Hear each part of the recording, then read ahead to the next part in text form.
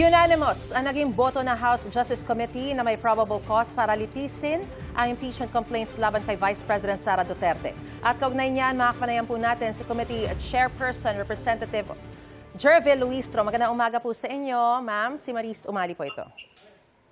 Good morning, Maris, and thank you for having me in your morning program. Maraming salamat din po sa pagpapaunlak. Una po sa lahat, tanong po ng marami, ano po ba ang magiging susunod na mangyayari ngayong idineklara ng may probable cause para ituloy sa trial ang impeachment complaints laban kay Vice President Sara Duterte? Kagaya po ng ating naging order sa committee, magkakaroon po tayo ng pagdinig ngayong darating na May 4, 2026 at 10 o'clock in the morning. That is at the People's Center as well. Ito ay kaugnay ng pag-aaproba ng ating ipinahahanda na committee report along with the resolution setting forth the articles of impeachment. Maidagdag ko lang, Maris, no? Kahapon, napanood din ninyo, nag-motion si Congresswoman Laila De Lima for consolidation. So, dalawang impeachment complaint.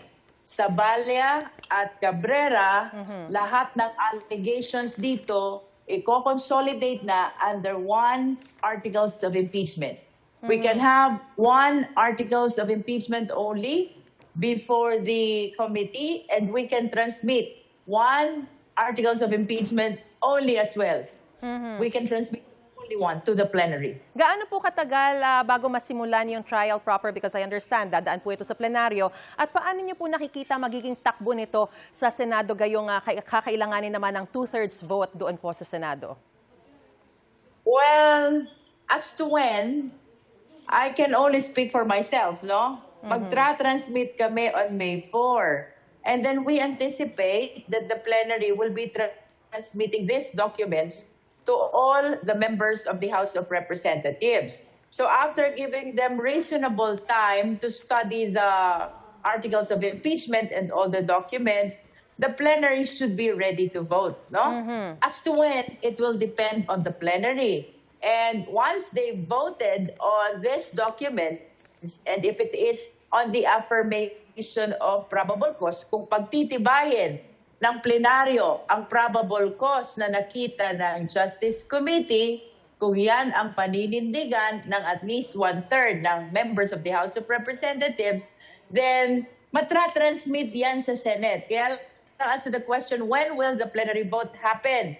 It will depend on the plenary. No? Ang mahalaga, makapagpadala muna sila ng kopya ng mga dokumentong ito, most especially to the Vice President and to the members of the House of Representatives, for them to be able to come up with an informed decision. Maalala mo, Maris, ito ang nilalaman ng Supreme Court decision sa kasong Duterte versus House of Representatives.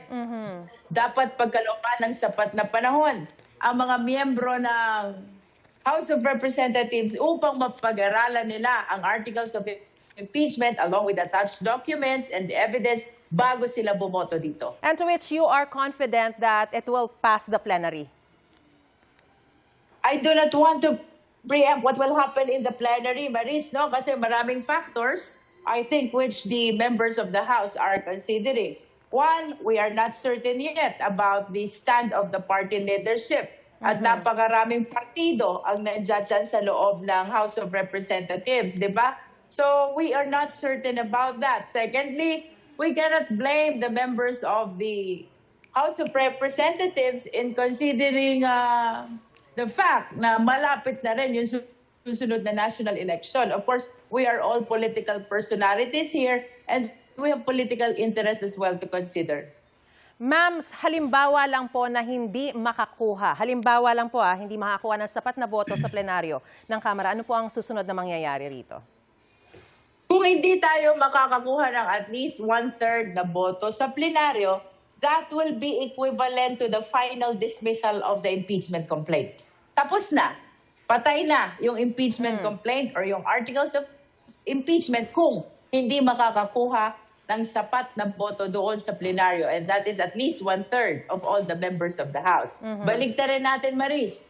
Kung makakuha naman ng at least 1/3 ng boto ng House of Representatives, that is tantamount to the affirmation of the findings ng probable cause ng committee. Ibig sabihin, pinagtibay ng plenaryo ang determination of probable cause ng Committee on Justice. In which case, it will warrant the immediate transmittal of the articles of impeachment to the Senate for trial. Alright. Kunin na rin po namin, ma'am, ang reaksyon po ninyo, no? Kasi sinabi po ni Congressman Pulong Duterte na may mga tumatawag umano sa mga chief of staff ng ilang mambabatas para pumabor daw sa impeachment at kung hindi ay mawawalan daw ng budget ang kanilang distrito. Komento nyo po rito.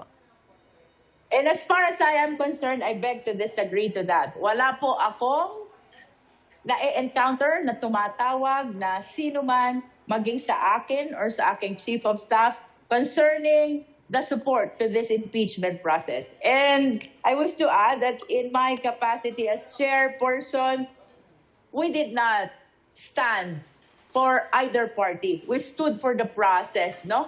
We stood for the process, Maris. During the clarificatory hearing of the Justice Committee, impartial tayo, independent tayo, because we acted as investigators in a proceeding akin to a preliminary investigation. The mandate is very simple, to determine whether or not probable cause exists.